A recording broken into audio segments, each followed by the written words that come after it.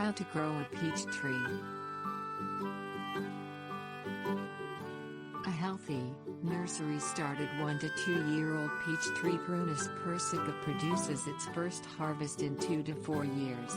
Without the right growing conditions during those years, however, its potential yield of sweet, juicy summer fruit goes from bonanza to bust. For peak performance, every peach tree variety grown in U.S. Department of Agriculture plant hardiness zones 4 or 5 through 8 needs the same things: rich, moist soil, plenty of sun, appropriate fertilizing and occasional watering. Warning. Peach pits, stems and leaves, especially wilting ones, contain cyanide compounds toxic to dogs, cats and horses. Fruit-stealing wildlife dropping peach pits to sprout where they aren't welcome mean peach trees have become invasive in limited areas of their growing range. If you're in one of them, harvesting the fruit as soon as it ripens should solve the problem. Where to grow. Sun and soil. The best peach growing site receives at least 6 hours of daily sun, 8 hours or even better. It also has fertile, well-drained soil. If a location qualifies on sunlight but drains slowly, amend it with sphagnum peat moss. Things you'll need: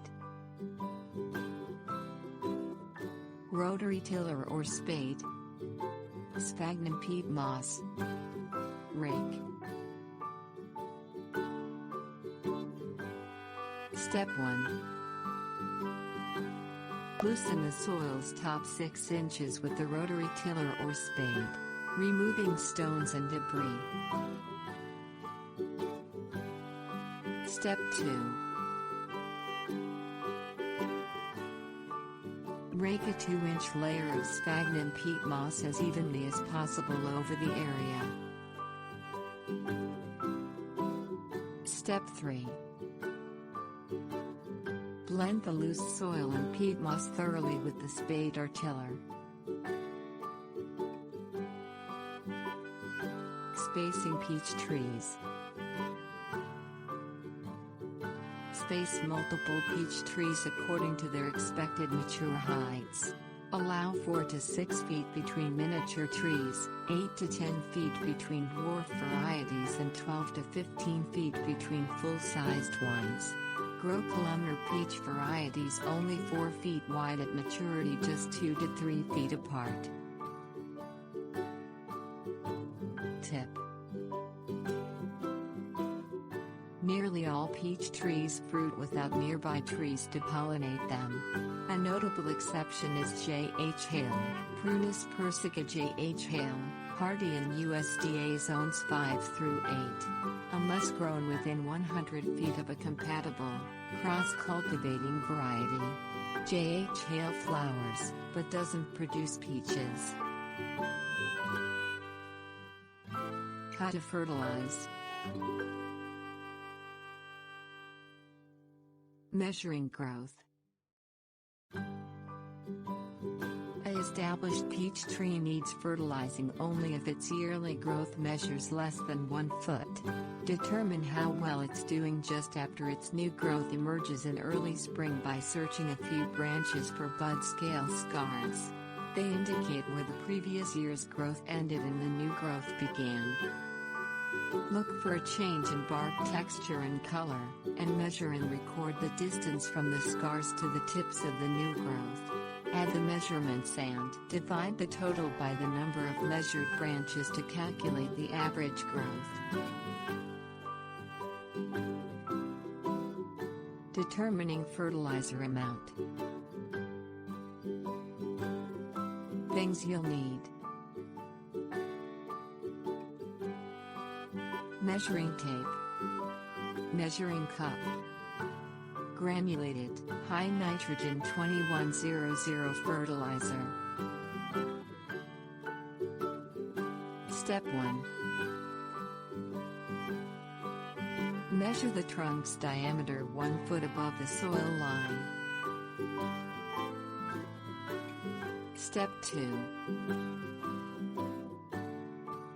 Multiply the measurement by 2, for 2 ounces of nitrogen for every inch of diameter.